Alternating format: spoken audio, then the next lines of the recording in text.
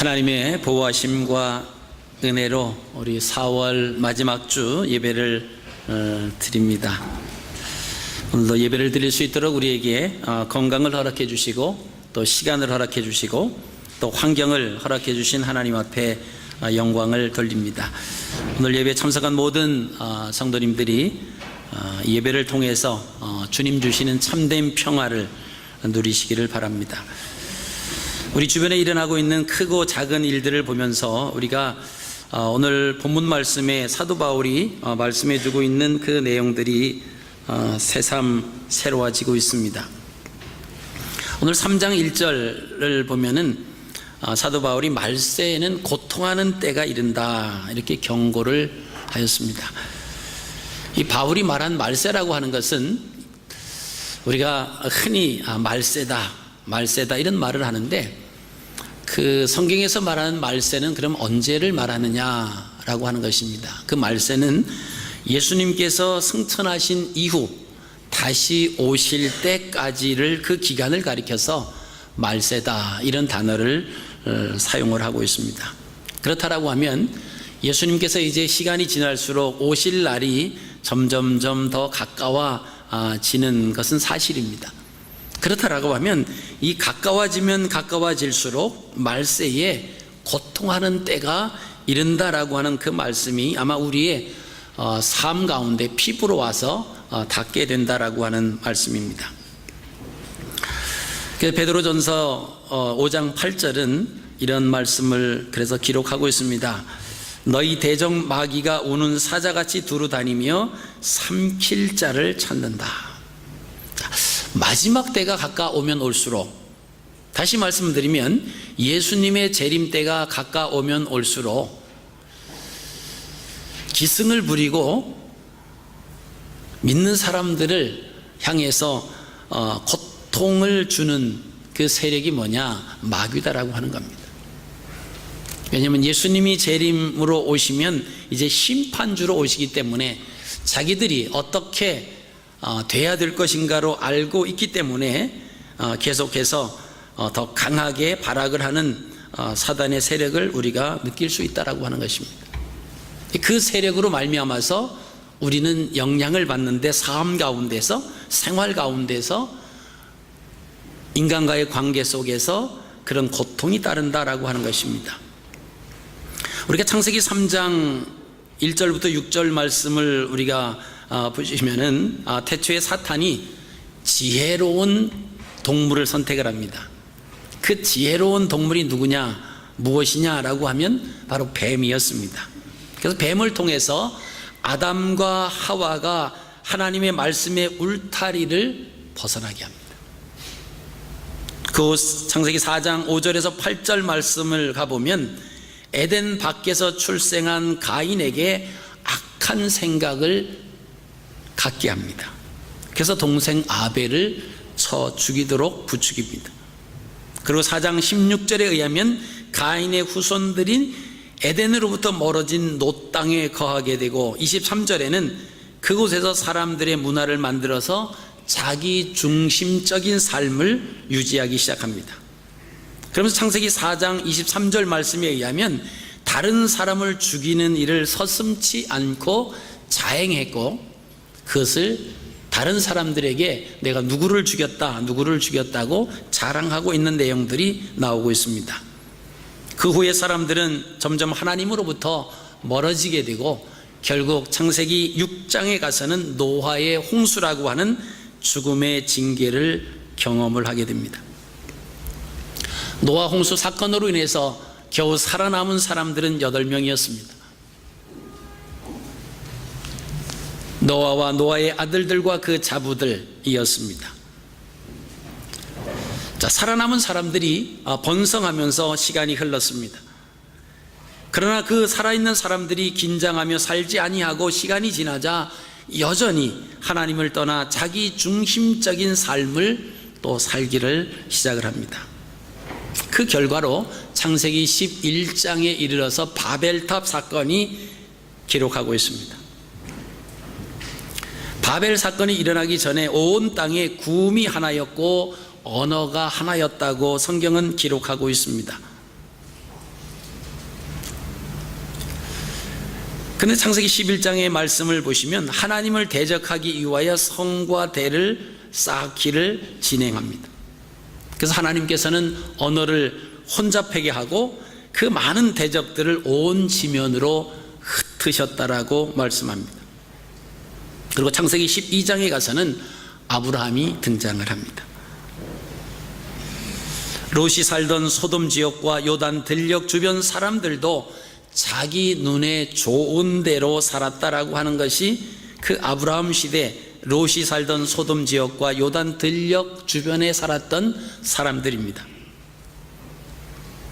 그 결과 소돔과 그 곁에 있던 고모라, 아드마, 스보임 성읍이 함께 멸망을 당하게 됩니다. 그런데 소알성은 그 주변에 있었는데 멸망해서 제외가 됩니다. 그 이유는 롯이 그것으로 피신하였기 때문에 그렇습니다. 그 이후 지금까지 그 사단과 그의 세력들은 믿는 자들을 하나님으로부터 멀어지게 하려고 수단과 방법을 가리지 않고 있습니다. 그래서 사단은 가지된 하나님의 백성들을 포도나무 대신 주님에게 붙어 있지 못하도록 계속 방해를 합니다. 기쁨을 누리지 못하도록 하기 위해서입니다. 그러니까 믿는 사람들이 긴장하지 아니하면, 깨어있지 아니하면, 예수 그리스도께 붙어있기 위해서 몸부림치지 않는다라고 하면 어둠의 세력의 유혹에 빠져서 우리는 하나님으로부터 멀어질 수밖에 없다라고 하는 것입니다. 주님께서는 마지막 때가 되면 사람들의 삶의 모습이 노아 시대의 모습과 같다, 또는 롯의 시대의 모습과 같다라고 말씀을 하셨습니다. 여러분, 노아 시대의 사람들의 삶과 롯이 살았던 그 시대의 사람들의 공통 분모가 있습니다. 그것은 말씀으로 삶을 살아가는 그런 기쁨을 누리기보다는 말씀이 아닌 세상적인 그 어떤 방법으로 기쁨을 누리려고 했다라고 하는 것이 그들의 공통 분모입니다. 우리가 아시는 것처럼 노아라고 하는 그 이름의 뜻은 위로라고 하는 의미가 있습니다. 그런 말씀 안에서 기쁨을 누리려고 한 사람이었고, 하나님이 기뻐하시는 선을 선택해서 하나님의 위로를 받은 사람이 노아였습니다. 그래서 우리는 노아의 이름만 봐도 그 시대의 상을 알 수가 있습니다. 그 당시에 위로자였던 노아만, 그의 가정만 살아남았다라고 하는 것은 상대적으로 얼마나 많은 사람들이 하나님과 상관없는 악한 삶을 살았는가를 우리가 짐작을 할 수가 있습니다. 하나님이 원하시는 삶에 역행하는 삶을 많은 사람들이 살고 있었다라고 하는 것입니다. 롯의 이름에 의미가 있습니다.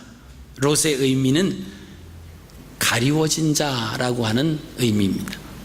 말씀을 알지 못하여 선과 악을 구별하지 못한 사람, 즉 말씀을 알지 못하기 때문에 당연히 자기 마음대로 살 수밖에 없었을 것입니다. 그러니 그들이 당연히 심판을 받을 수밖에 없었죠. 근데 그럼에도 불구하고 그가 은혜를 입었습니다. 소알성으로 피해서 이 롯이 구원을 받았어요. 그것은 전적인 그 아브라함, 삼촌인 아브라함 때문이었다라고 하는 것입니다. 그 사실을 창세기 19장 29절에서 하나님이 들의 성들을 멸하실 때, 곧 롯에 거하는 성을 엎으실 때에 아브라함을 생각하사 롯을 그 엎으시는 중에서 내어 보내셨더라. 아브라함의 기도 때문에 롯이 은혜를 입었다라고 하는 것입니다. 오늘날도 노아의 때와 같고 롯의 때와 같다라고 하면, 그럼 우리는 어떠한 모습으로 살아야 될까라고 하는 것입니다. 노아처럼 항상 선을 선택하면서 살아야 되지 않겠습니까? 말씀에 순종하는 삶을 살아야 되지 않겠습니까? 선을 선택한다라고 하는 것과 하나님 말씀에 순종하면서 살아간다라고 하는 것은 결코 쉬운 것은 아닙니다. 힘들지만, 그리고 외롭지만, 손해를 보는 것 같지만 그 길이 하나님이 기뻐하시는 좁은 길이다라고 하는 것입니다. 그래서 우리는 그 길이 생명의 길이기 때문에 외로워도 힘들어도 손해가 나도 그 길을 묵묵히 가는 것입니다. 마지막 때가 되면 많은 사람들이 그들의 사랑의 대상을 바꾼다라고 하는 예언이 되어져 있습니다. 하나님께서는, 하나님의 말씀은 하나님을 사랑하고 이웃을 사랑하라, 이것이 하나님이 원하시는 것입니다. 그러나 사람들은 오늘 본문 말씀에 의하면 자기를 사랑하며 돈을 사랑하며 쾌락을 사랑한다고 기록하고 있습니다. 사랑의 대상이 바뀌어졌다라고 하는 거예요. 이런 삶을 이기주의, 물질 만능주의라고 말합니다. 한마디로 마지막 시대의 사람들의 타락성을 오늘 디모데후서 3장에서 기록하고 있다라고 하는 것입니다. 바울이 말세에 고통하는 때가 이른다고 말한 그 고통이 무엇인가, 그 고통을 염두에 두고 이야기했습니다. 그것이 오늘날 우리가 이 세상에 살아가고 있는 가운데서 그대로 일어나고 있다라고 하는 것이죠. 그것을 크게 우리가 요약을 하면 세 가지로 우리가 구분할 수가 있습니다. 말세에 고통하는 때가 이르는데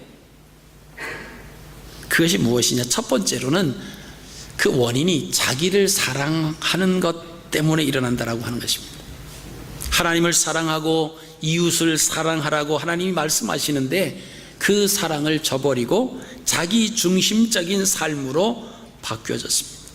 하나님과 이웃은 생각하지도 않습니다.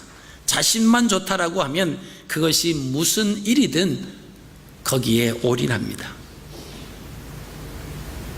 오늘날 형성되는 사회 문화도 자기 사랑을 한몫 감당합니다. 지금은 누구나 모바일폰만 있으면 혼자 있어도 심심하지 않다라고 하는 거예요. 얼마든지 모바일폰만 가지고 있으면 하루 이틀 그 이상도 혼자 있어도 잘 보낼 수 있다라고 하는 것이죠.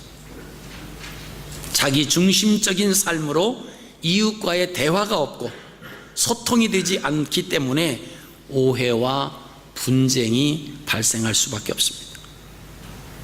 노아 시대 사람들의 특징 중에 하나는 자기 눈에 좋은 대로 살았다라고 하는 것입니다. 창세기 6장 2절 말씀을 보시면 보고 자기들의 좋아하는, 이것이 자기를 사랑하는 삶입니다. 나만 좋으면 돼. 다른 사람이 어찌 됐든 내가 보고 내가 좋으면 다른 사람들은 상관도 하지 않는다라고 하는 것입니다. 이것이 자기 사랑이다라고 하는 것이죠. 자기 중심적인 삶입니다. 이웃을 전혀 배려하지 않는 이기적인 삶.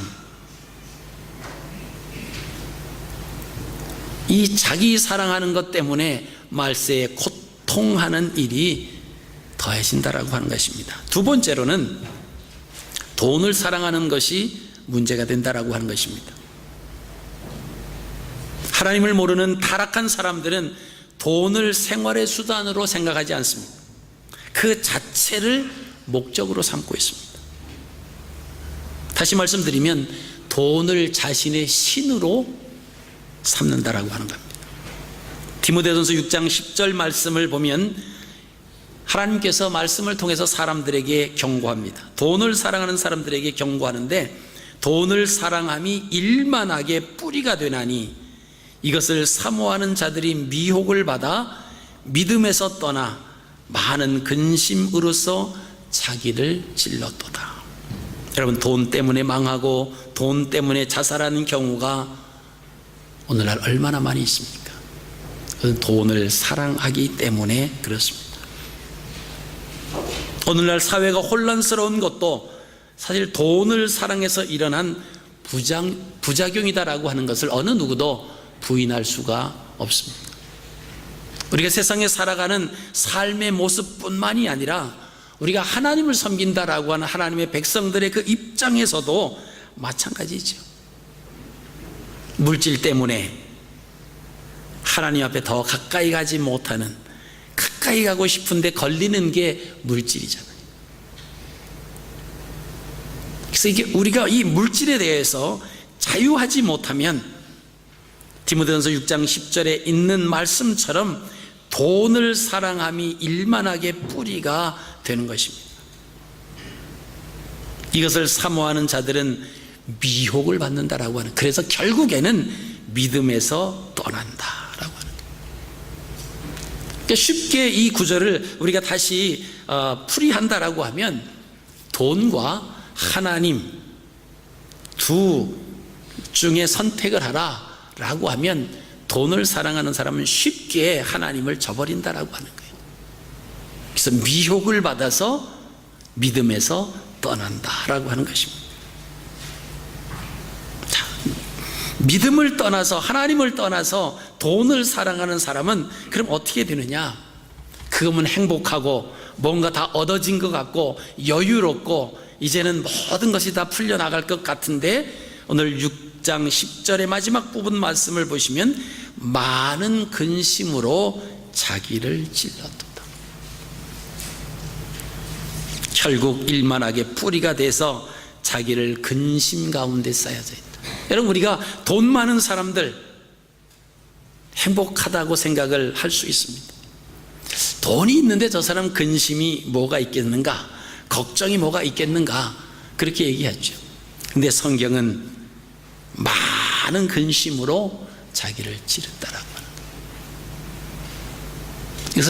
그래서 좀 약간 우리의 삶으로 적용을 시킨다라고 하면, 우리가 지금 근심하고 있는 문제가 돈 때문에 아니냐라고 하는 것을 한번 깊이 뒤돌아보라라고 하는 말씀이 되기도 합니다.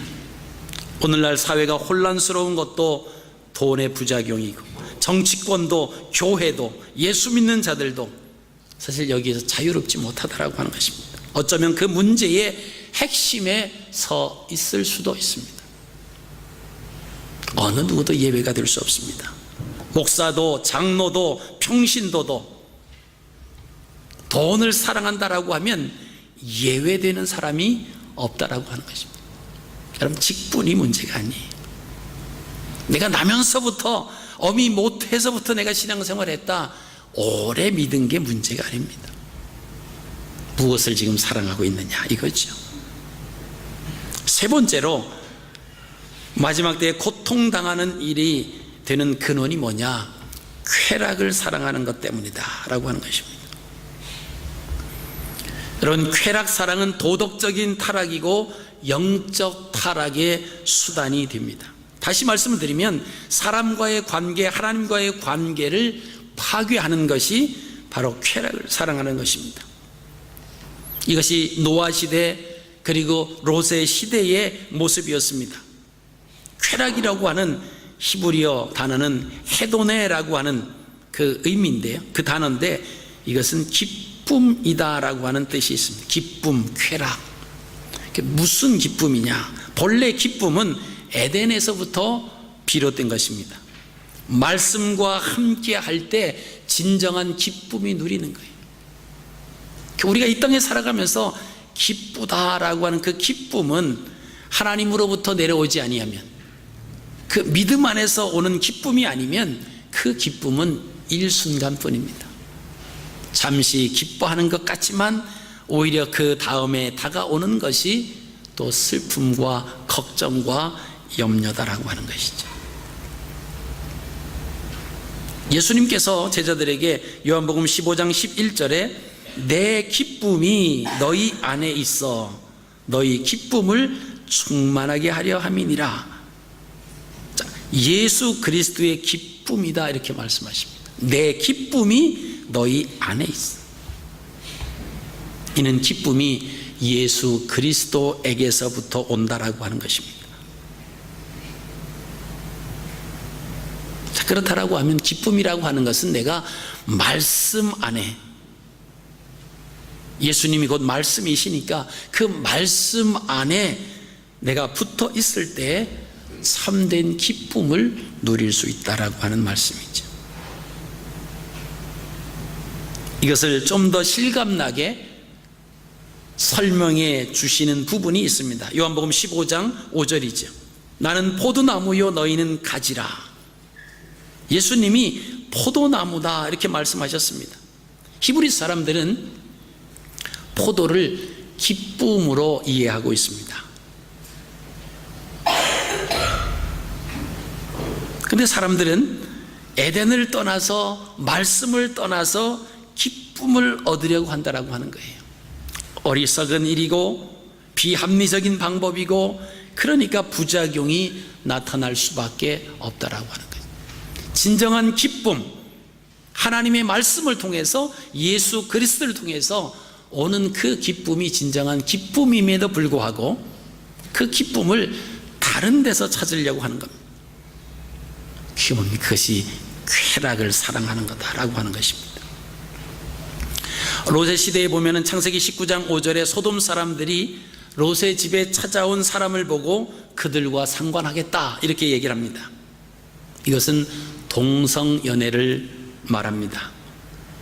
이는 인간적인 방법을 동원하여 비합리적인 방법으로 기쁨을 얻으려는 행동입니다. 다른 그 어떤 것으로도 기쁨을 누릴 수 없으니까 마지막 수단으로 더 자극적인 방법을 강구한 것이 마약 또는 동성애를 시도하는 것입니다. 여러분, 오늘날 성경에서 말씀하시는 이 동성애라고 하는 것이 죄라고 하는 것을 알고 있습니다.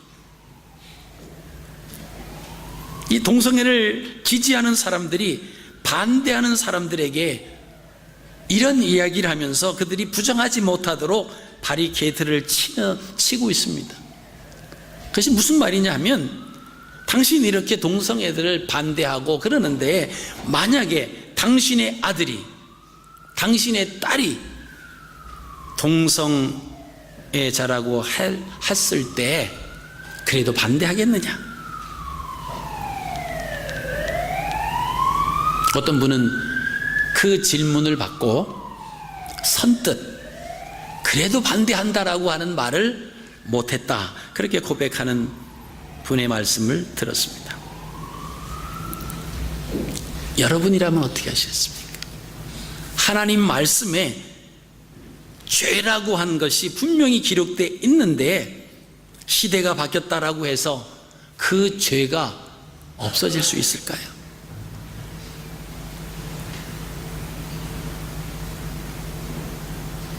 그렇다면 하나님 말씀보다 자녀를 더 사랑한다라고 하는 것입니다. 다시 말씀드리면 하나님을 신뢰하고 하나님을 믿지 않는다라고 하는 것입니다. 경찰이 범인을 잡아가고 있는데 그것을 보고 있던 주민 중 한 사람이, 여러분, 경찰이 이 범인을 잡아가지 못하도록 우리가 방해합시다. 이유는 우리도 범죄하면 경찰이 우리를 잡아갈 테니까 우리가 방해합시다. 자, 그런다라고 하면 그 사회가 어떤 모습이 될까요? 질서가 무너지고 정의가 사라지는 사회가 되고 말 것입니다. 우리가 성경 말씀을 중심으로 죄는 죄예요. 성경에서 죄라고 한 것을 시대적 사람들이 그런다라고 해서 우리가 동조해서는 안 된다라고 하는 것입니다. 자기를 사랑하고 돈을 사랑하고 쾌락을 사랑하는 것이 악을 선택하는 삶입니다. 악의 결과는 괴로움으로 나타나고 마지막은 죽음입니다. 실제로 역사 속에서 노아 시대가 그러했습니다. 롯의 시대가 그러했습니다. 노아 시대 선을 선택한 노아와 그의 가족을 제외한 모든 사람들은 홍수로 다 멸망을 당했습니다. 롯의 시대에도 마찬가지였습니다. 롯과 두 딸을 제외한 모든 성읍 사람들이 다 멸망을 당했습니다. 근데 그것이 어느 날 갑자기 홍수가 터지고 어느 날 갑자기 소돔과 고모라 성의 멸망이 온 것이 아니다라고 하는 것입니다. 거기에 대한 경고가 있었다라고 하는 거예요. 노아는 긴 세월 동안, 한 100여 년 동안 방주를 짓습니다. 사람들이 무엇하냐고 물었겠지요. 초창기에는. 세월이 지나가면서 그는 계속 그 일을 합니다. 사람들은 이제 알아요. 노아가 무슨 일을 하고 있는지. 큰 배를 만들고 있습니다. 그 배를 만드는 목적은 이 세상이 물로 다 뒤덮인다라고 하는 거예요. 그리고 살아남을 수 있는 사람들이 아무도 없어진다라고 하는 그 허무맹랑한 말을 하고 있으면서 배를 만든다라고 하는 것입니다. 그게 경고의 메시지임에도 불구하고 경고의 메시지로 받지 않는다라고 하는 것이죠. 롯의 시대에도 롯의 사위들이 롯이 이야기합니다. 하나님께서 이 성을 멸망시키신다라고 합니다. 이 성을 불로 심판하신다고 한다. 빨리 피해야 된다. 성경 말씀을 보니까 롯의 사위들이 장인의 말을 듣고는 뭐라고 그랬죠? 무엇으로 여겼습니까? 농담으로 여겼더라. 농담으로 여겼더라. 여러분, 우리가 하나님의 말씀을 농담으로 여기시지 않는 은혜가 있으시길 바랍니다. 하나님의 경고의 말씀에 우리가 민감하게 반응하시는 여러분 되시기를 부탁드립니다. 오늘 우리에게 하나님이 요구하시는 메시지가 있습니다. 5절입니다. 이 같은 자들에게서 내가 돌아서라. 강력한 메시지입니다. 이 같은 자들은 어떤 자입니까? 경건의 모양은 있으나 경건의 능력을 부인하는 자. 여러분, 경건의 모양은 있으나 경건의 능력을 부인하는 자들은 알맹이는 없고 껍데기만 있는 자들을 말합니다. 예수님 당시에는 바리새인들과 같은 사람이, 이들은 사람들이 겉으로 볼 때는 신앙생활을 잘 하는 것처럼 보여졌습니다. 사람을 의식하여 사회사업을 많이 하고요, 연보를 했습니다. 그러나 실제로는 아닙니다. 생명 살리는 일에는 관심이 없어요. 자신을 드러내기 위해서, 자신의 어떤 능력을 과시하기 위해서, 존경받기 위해서 그런 일들을 했습니다. 그러니까 우리가 참 쉽지 않아요. 아예 하나님을 믿지 않는 사람들, 그럼 그 사람들 쫓아가지 아니하고 돈 받지 않으면 간단한데, 하나님을 믿고 있다라고, 하나님을 섬깁니다. 근데 잘 섬기는 모든 사람이 야, 저 사람처럼 신앙생활 해야 돼, 이렇게 존경함을 받고 있는데 주님께서 와서 보실 때에는 두 마음을 품은 자예요. 속과 겉이 다른 사람입니다. 회칠한 무덤과 같다고 예수님께서 책망하신 사람들이 바리새인들이었어요. 예수님이 이 땅에 오셔서 단 한 번도 바리새인들을 향해서 칭찬하거나 격려하지 하는 말씀을 안 하셨다라고 하는 겁니다. 그 무엇을 의미합니까? 그만큼 겉과 속이 다른 그런 생활을 했다라고 하는 것을 설명하고 있습니다. 이들은 신앙생활을 한다고 하지만 말씀대로 사는 사람들이 아니었습니다. 말씀을 믿어야 하는데 세상을 믿고 환경을 믿고 사람을 믿었습니다. 세상 풍조를 따라가 살았습니다. 돌아서라 라고 하는 이 메시지는 시대 때마다 주어지는 메시지입니다. 더 이상 죄를 짓지 말고 나와 함께 와서 배를 만들자. 더 이상 이 가운데 머물지 말고 이제 빨리 나와 함께 이곳을 빠져나가자. 돌아서라고 하는 것입니다. 순종하면 살고 불순종하면 죽습니다. 노아 시대에 그가 전한 말씀을 우리가 보시면은 베드로후서 2장 5절에 오직 의를 전파하는 노아, 이렇게 표현했습니다. 자, 노아가 전한 의가 뭘까요? 회개하라, 홍수가 온다, 이거였겠죠. 지금 우리가 살아가는 모습들이 너무나 죄악 가운데 우리 마음대로, 우리 생각대로 살아가고 있지 않느냐. 돌아와야 된다. 홍수가 임한다. 아랑곳하지 않았습니다. 롯의 시대의 사람들을 베드로서 2장 7절입니다. 무법한 자의 음란한 행실을 인하여 고통하는 의로운 롯이다. 이런 표현을 베드로서 2장 7절에 기록하고 있습니다.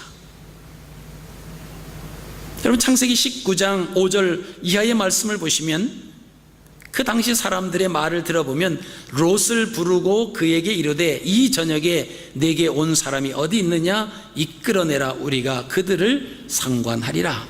상관한다라고 하는 말은 히브리어로 야다라고 하는 것입니다. 이 야다라고 하는 것은 안다라고 하는 것인데 경험을 통해서 안다라고 하는 뜻입니다. 다시 말씀하면 동성애를 말합니다. 이로 인해서 발생한 것이 그 중에 하나가 에이즈다라고 하는 것이죠. 롯의 집을 찾아서 온 이 소돔 사람들에게 롯이 이렇게 이야기합니다. 롯이 문 밖에 무리에게로 나가서 문을 뒤로 닫고 이르되 청하노니 내 형제들아 이런 악을 행치 말라. 내게 남자를 가까이 아니한 두 딸이 있노라. 청컨대 내가 그들을 너희에게로 이끌어내리니 너희 눈에 좋은 대로 그들에게 행하고 이 사람들은 내 집에 들어왔은즉 이 사람들에게는 아무 짓도 하지 말라. 그 당시에 사람들이 얼마나 타락했는가라고 하는 것을 이 구절을 통해서 증거하고 있습니다. 노아 시대의 홍수로 인한 물 심판과 롯 시대의 불의 심판은 오늘 우리에게 경고의 메시지입니다. 베드로 후서 2장 6절에 후세에 경건치 아니한 자들에게 본을 삼았다 이렇게 말씀하고 있습니다. 어제 캠시는 비가 왔습니다. 근데 피터샤면은 우박이 내렸대요. 그 라이카트에는 인터넷을 통해서 보니까 눈이 수북이 쌓여 있었습니다. 며칠 전에 비가 계속 왔습니다. 나무가 부러져 차를 덮였고 건물이 무너져서 차들을 덮치고 길을 막아버렸습니다. 우리가 사용하는 교회도 비가 샜습니다. 전기가 누전이 됐습니다. 마이크를 사용할 수 없었습니다. 여러분, 이런 일들을 통해서 우리가 무엇을 느끼셔야 되겠습니까? 아무리 인간 문명이 발달되어서 살기 좋다라고 하지만 자연재해 앞에서는 속수무책입니다. 아무리 높이 올린 빌딩이라 할지라도, 아무리 견고하게 세운 다리라고 할지라도 자연 앞에서는 아무런 힘도 쓸 수 없는 것이 우리가 고도로 발달한 문명 속에 살고 있다라고 하는 사람이라고 자처하면서도 그 앞에서는 아무런 힘도 쓰지 못한다라고 하는 겁니다. 여러분, 이런 모든 것들은 경고입니다. 우리는 피조물이고 연약한 존재입니다. 하나님께서 함께 돌보아 주시지 않는다라고 하면 살아갈 수 없는 연약한 존재다라고 하는 것을 여러분 잊지 마시기를 바랍니다. 이것 호주에 와서 사니 한국에서 있었던 일들 아무도 모른다고 떳떳하다고 회개하지 않고 살아간다라고 하면 하나님께서 보실 때 악한 모습입니다.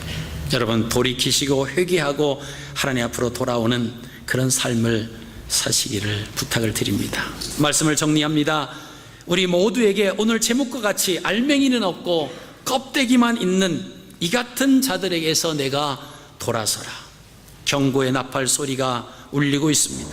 돌아서라고 하는 경고의 메시지는 현재 명령형입니다.